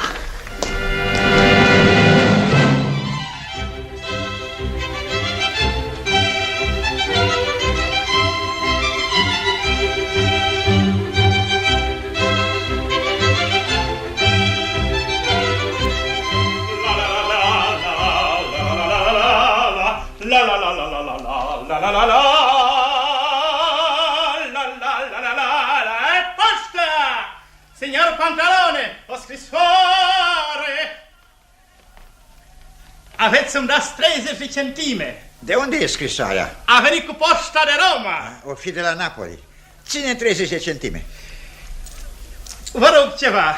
Nu știți dumneavoastră cine o fi signor Lelio de Bisognosi? E fiul meu. De când? De când s-a născut. Am o scrisoare și pentru dumnealui. Dă-mi mie că-i sunt tată. Luați-o. 7 centime. Poftim 7 centime. Preestimabile.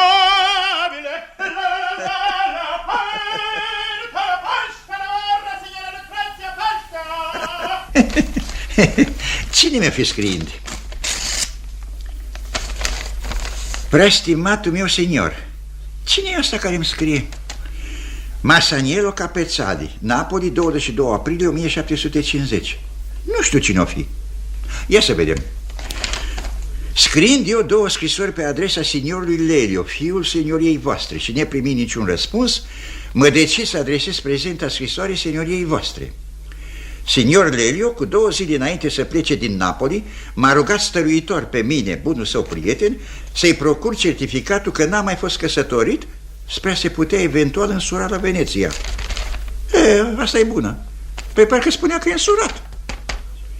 Așa că împreună cu prietenul nostru comun, Nicolo, am obținut certificatul că n-a mai fost niciodată căsătorit. Și ca să nu se piardă, vi-l trimis senioriei voastre aci alăturat, autentic și legalizat. Cum vine asta? Certificat că nu e însurat? Ori certificatul e fals, ori nunta a fost o născocire. Să citim mai departe. E o adevărată minune că signor Lelio se întoarce acasă liber și necăsătorit, fapt care vă va bucura, întrucât îl veți putea căpătui acolo cât mai bine și pe placul senioriei voastre. Acestea fiind zise, sunt al senioriei voastre. Ce aud? Lelio nu e însurat?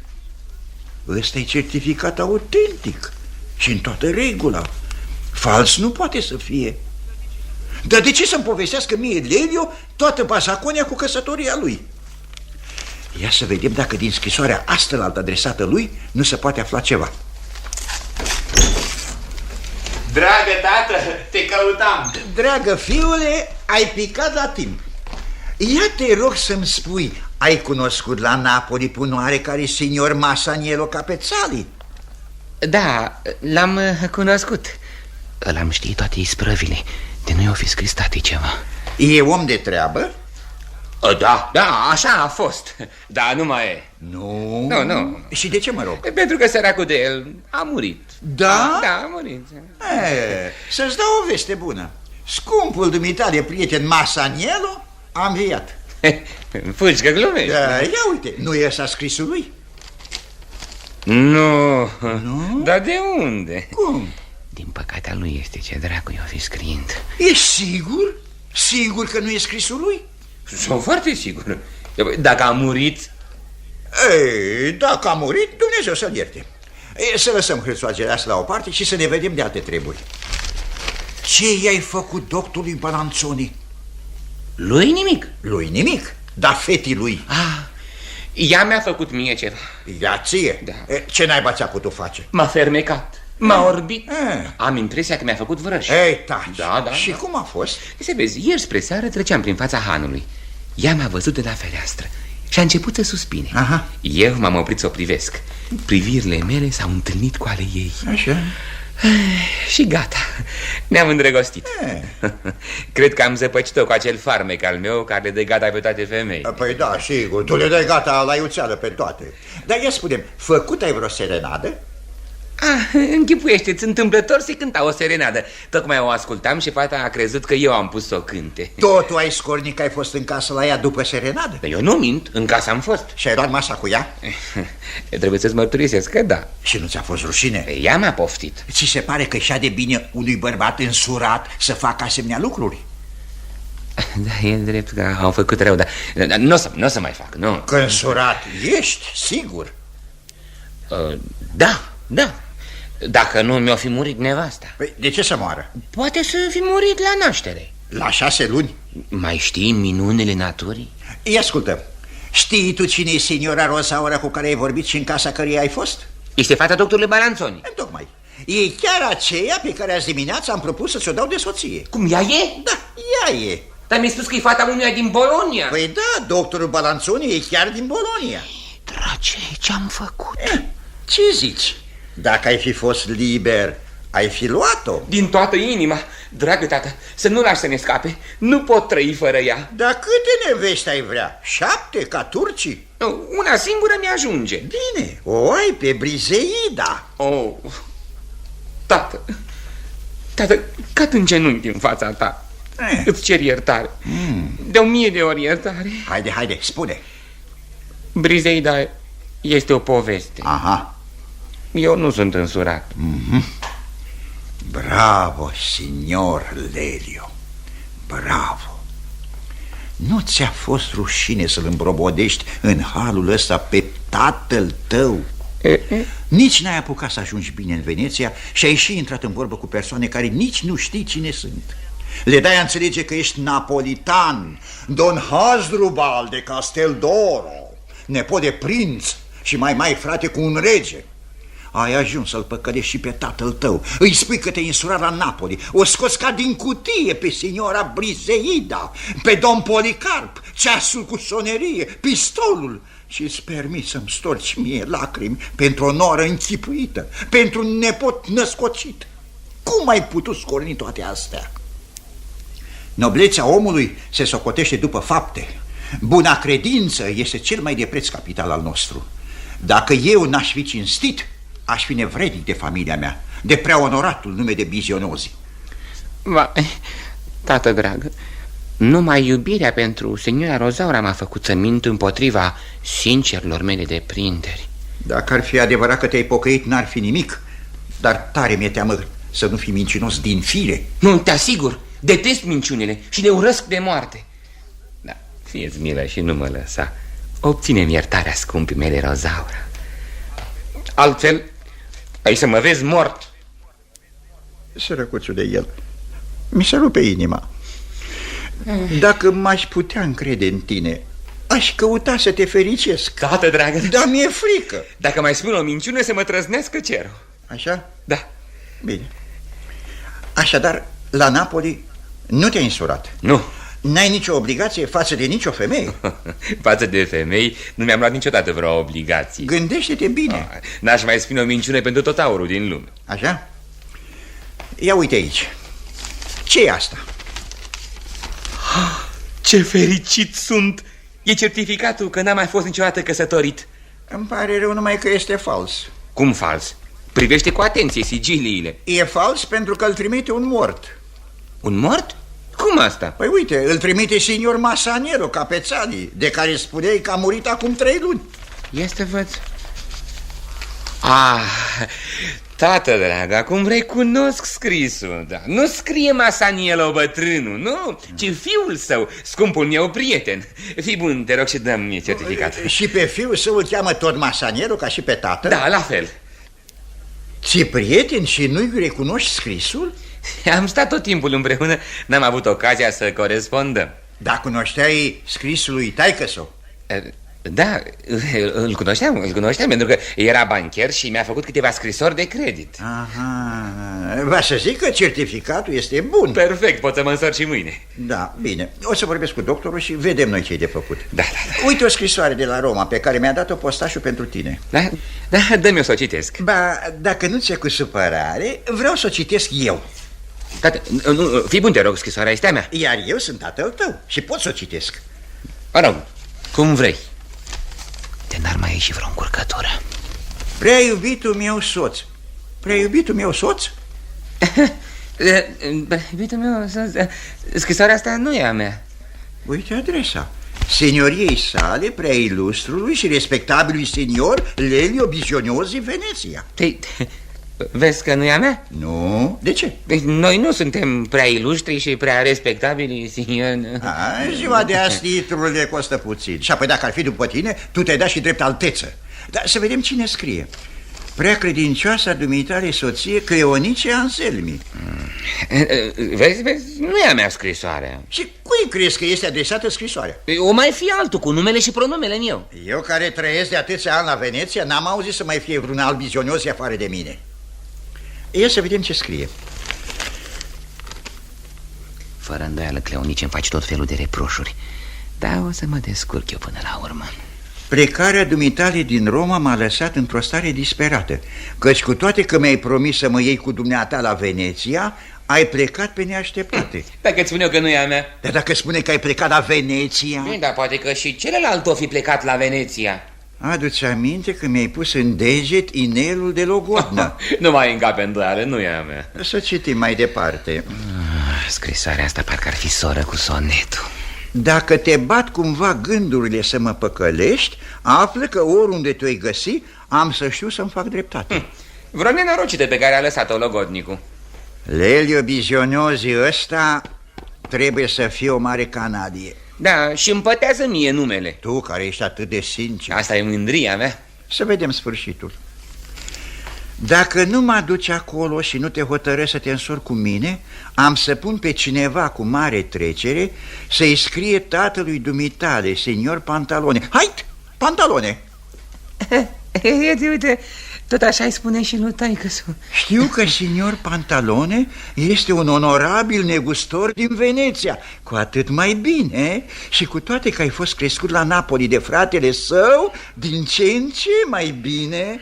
Sigur că te iubește și nu o să vrea să te vadă în pușcărie atunci când am să dau în vileag sumele pe care le-ai luat de la mine în contul zestrei. Am trăit să o aud și pe asta. Tată, bun rămășeacă la mijloc e o farsă a unui bun prieten. Farsa unui prieten? Dacă tu o iei drept farsă, ascultă ce-ți spun eu serios. În casa mea nu mai pui piciorul. Cum, tată? Nu mai ai ce căuta. Tată, da. Îți dau ce ți se cuvine. Du-te la Roma și ține-ți cuvântul. Cum, tată dragă, da? Pleacă de aici, mincinos, infam.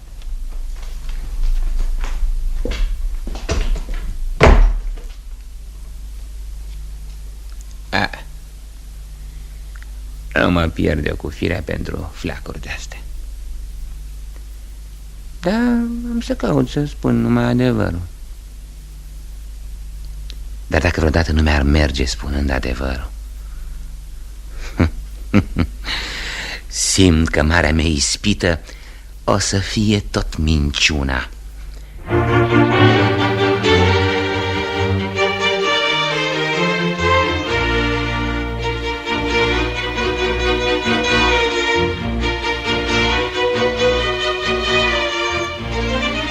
Ascultă, signora Rosaura. Da, tată.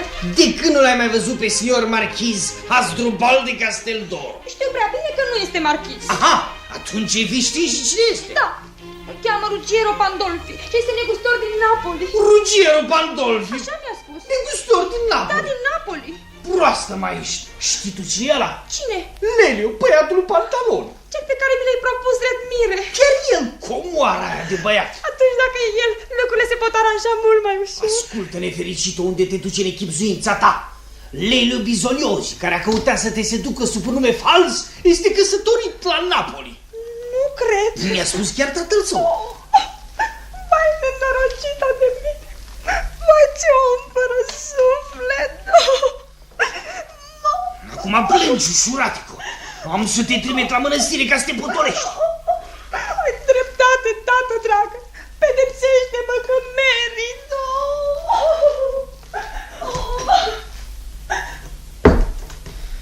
Pe de o parte o compătimesc și îmi pare rău, dar pentru buna mea reputație vreau să o știu în siguranță. Cine? Intră! Sluga dumneavoastră, signor doctor. Ah, signor Ottavio. Colombina mi-a dat a înțelege că signora Beatrice dorește să-mi vorbească. Eu sunt un om de onoare și nu înțeleg să vorbesc cu fata fără știrea părintelor. Bravo, bravo, signor Ottavio! Dumneata ești un om cum se cade. Eu te-am stimat întotdeauna, dar acum am o și mai bună părere despre dumneata. Dacă ești dispus, închem contractul cu fata mea până în seară. Să scap de ea mai repede. Despre mine, eu sunt gata, signor. Atunci să o chemăm pe Beatrice și să auzim ce spune. Signor doctor, e cineva care dorește să vorbească neapărat cu dumneavoastră. Să intre! Signor doctor, vin aici rușinat și încurcat să vă cer iertare. Mincinos fără pereche! Vorbim lui mine, signor Lelio, între 4 ochi. Signor Ottavio, dumneata vrei să te bați în duel cu mine, iar eu am venit aici ca să implor sprijinul dumitale prietenesc. Față de cine? Față de prea iubitul nostru doctor. Ce vrei de la mine? Pe fata dumneavoastră de soție. Cum pe fata mea? Doar ești însurat. Dar cine v-a spus că eu sunt însurat? Tatăl dumitale mi-a spus că te-ai însurat cu signora Brizide, fata lui domn Policarp. Vai, signor doctor, îmi pare rău că trebuie să-l dezvin pe tata, dar grija pentru reputația mea și dragostea pe care o simt pentru signora Rosaura mă silesc să o fac. Trebuie să spun că tatăl meu nu spune adevărul. Nu ți-e rușine să spună ca asta? Tatăl dumitale este un gentilom, nu este în stare să mintă. Cum? Iată-mi certificatul prin care dovedesc că sunt necăsătorit, pe care l-am de la Napoli. Dumneata, signor Ottavio, care ai fost acolo, privește dacă este în regulă și autentic. Da, într-adevăr cunosc scrisul. Degetele îmi sunt cunoscute. Nu ești însurat? Păi atunci de ce, signor Pantalone, mi-a dat a înțelege că ești? Tati, i-a părut rău că v-a dat dumneavoastră cuvântul pentru mine, pentru că azi dimineață, în piață, un pețitor i-a oferit o zestră de 50.000 de ducați. Signor Pantalone să fie în stare de o asemenea infamie? Interesul îi orbește ușor pe oameni. Nu știu ce să cred. Care va să zică, dumneata ești îndrăgostit de fata mea? Da, signor doctor, ăsta e adevărul. Altă minciună. Atunci de ce, dacă erai îndrăgostit de fata mea, ai născocit povestea cu serenada și cu masa la ea acasă? Despre serenada este adevărat, eu am pus o cânte. Da, masa! Am spus ceea ce aș fi dorit să fac. Dar dimineața că le-ai dus pe cele două surori la bâlci. Signor Ottavio, am glumit, dar regret și n-am să mai glumesc. Nu, signor doctor, de ce să mai lungim vorba? Eu sunt fiul lui Pantaloni Bisognosi, sper că acest lucru îl credeți, nu? S-ar prea putea să nu fie adevărat. Sunt liber și iată atestatul libertății mele. Numai să nu fie ticluit. Signor Ottavio îl recunoaște că e autentic. Asta e sigur, mi se pare adevărat. Căsătoria dintre signora Rosaura și mine a fost discutată de dumneavoastră cu tatăl meu. Îmi pare rău că signor Pantalone a tras de cei 50.000 de ducați, nu-și ține cuvântul dat față de mine. Să vă spun, zestra de 50.000 de ducați s-a spulberat, iar tata regretă că a născocit basmuca și fi căsătorii. De ce nu vine chiar dumnealui să-mi vorbească? Nu îndrăznește, m-a trimis pe mine în locul lui. Bine, fie ce-o fi, am să ți-o dau. Dă-mi cu certificatul că n-ai mai fost niciodată căsătorit. Poftim, signor doctor. Și acum am să o chem pe fata mea. Dacă o fie mulțumită, facem nunta. Da, signor doctor. Lovitura a prins. Dacă mă însor, se duc pe gârlă toate pretențiile cleonicii. Signor Lelio, văd că-ți merge bine cu șireteniile dumitale. Dragă prietene, mâine n-am să mai pot veni să mă bat cu dumneata. De ce? Pentru că am un alt duel. Rosaura, iată aici pe signor Lelio. Dumnealui se oferă să-ți fie soț. Ce ai de spus? Îți pare bine, nu? Nu mi-ai spus că este însurat? Credeam că e însurat, dar de fapt e liber. Se părea cu neputință ca dumnealui să fie în stare de un neadevăr ca acesta. Nu, scumpa mea, nu sunt în stare să te mint. Îmi ești prea drag. Cu toate astea minciuni tot mi-ai spus. Să lăsăm astea. Rosaura, îl vrei de bărbat? Dacă mi-l dai, eu îl iau. Signor doctor, cu plecăciune. Tata. Dar ce face aici, fiul meu? Fiul dumitale? Îi dă satisfacții case mele pentru nedreptatea și ofensa pe care mi-ai făcut-o dumneata. Eu? Ce v-am făcut eu? Mi-ai dat a înțelege că era însurat ca să te dezlegi de angajamentul de a-l însura cu fiica mea. Am spus că era însurat fiindcă așa am dedus el, a înțelege. Da, lăsați, acum totul s-a isprăvit. Dragă tată, aceasta este mireasa mea. Dumneata mi-ai ales-o. Toată lumea este mulțumită, așa că taci și nu mai spune nimic. Să tac, nenorocitule, să tac. Signor doctor, citește scrisoarea asta și vezi dacă nunta se mai poate face. Nu, scrisoarea asta nu mi-a adresată mie. Bravo, signor Lelio. Ești în Veneția de 2 luni și mai bine. Nu ești însurat cu nicio femeie. Ești liber de tot.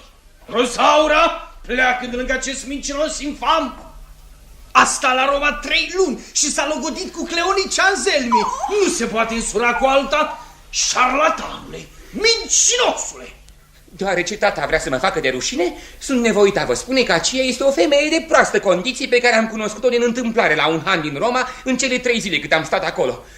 Într-o seară, amețit de vin, m-a atras într-o cursă și neștiind ceea ce fac, mi-a smuls promisiunea că o voi lua de soție. Pentru a lămuri chestia asta trebuie timp. Deocamdată te rog să pleci din casa mea. Signor doctor, vreți să mă vedeți mort? Cum am să pot trăi departe de scumpa mea Rozaura? Cu cât îți descoperi mai bine caracterul, cu atâta cred, deși te prefaci că mor după fata mea, că puțin îți pasă de dânsa. Nu-mi pasă! Întrebați-o pe ea dacă țin la dragostea ei. Spune, signora Rozaura, cu câtă atenție am căutat să te mulțumesc în atâtea rânduri. Povestește minunata serenadă pe care am pus să ți-o cânt aseară și sinceritatea cu care m-am dat pe față cine sunt printr-un sonet. Minte! Florindo! Signor doctor, signora Rozaura, cu îngăduința dumneavoastră permiteți-mi să vă dezvălui un secret pe care până acum l-am păstrat cu gelozie. Aflați că eu am pus să se cânte serenada și că eu sunt autorul sonetului. Ești un mincinos, nu e adevărat! Asta este canțoneta compusă de mine și asta este copia sonetului. Este adevărat. Ce zice, signor Lelio?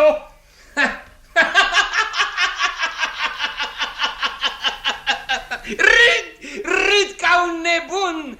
Nu puteam să-i pregătesc, signore Rozaura, o comedie mai cu haz ca aceasta. Un prostănac de tânăr, lipsit de spirit, pune să se cânte o serenadă, dar nu se dă drept autor al ei. Compune un sonet, îl aruncă pe terasă, dar se ascunde și tace. Sunt lucruri care te fac să mor de râs. Dar eu am făcut ca această comedie să fie și mai ridicolă, obligându-l pe acest idiot să iasă la lumină cu născocirile mele de spirit. Ei, domnule necunoscut, ce pretenții ai? Ai venit cam târziu să te descoperi. Signora Rozaura este a mea, ea mă iubește. Signor doctor mi-o dă, iar eu de față cu toată lumea îi acord mâna mea de soț. Mai încetișor, signore, cu născocirile dumitale de spirit. Așadar, signor Florindo, dumneata ești îndrăgostit de fata mea Rozaura? Signor doctor, eu n-am îndrăznit să-mi dau pe față dragostea. Ce zici, Rozaura? L-ai luat de soț pe signorul Florindo? Oh, te-ar da Dumnezeu să se poată una ca asta. Lelio-i mincinoș și l-aș lua pentru tot taurul din lume. Iar eu trebuie să sufăr. Îmi vine să-l jupoi de viu cu mâinile mele. Cum, signora Rozaura? Dumneata mi-ai promis, trebuie să fie a mea. Du-te și te însoară cu cea de la Roma. Nu mă puteți obliga să mă însor cu o femeie de proastă condiție. Stăpâne, șterge-o. Ce este? Nu mai e vreme de spus minciuni. Aia de la Roma a venit aici, la Veneția. Cine e aia de la Roma? Signora Cleonice Anselmi. E o femeie de rând? Da, de unde? E fata una dintre cei mai mari negustori din Roma. Nu e adevărat, minte. Eu sunt un om de onoare, eu nu spun minciuni. Dumneata om de onoare!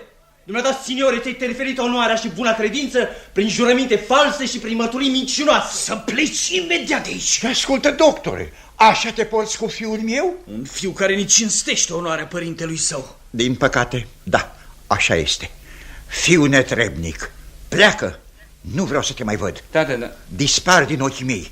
Te-am smuls pentru totdeauna din inima mea.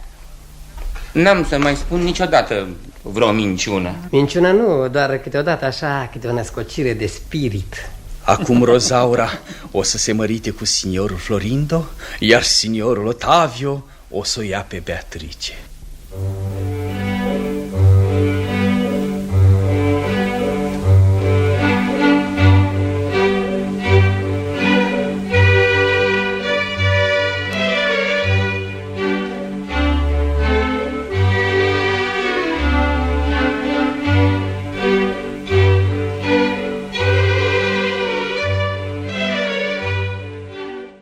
Și vor fi 4 chinse fericite care se vor bucura din plin de dragostea lor sinceră.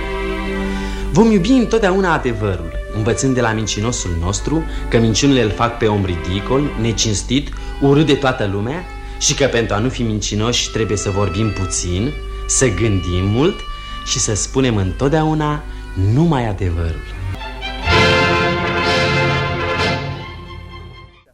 Ați ascultat Mincinosul, adaptare radiofonică după comedia lui Carlo Goldoni.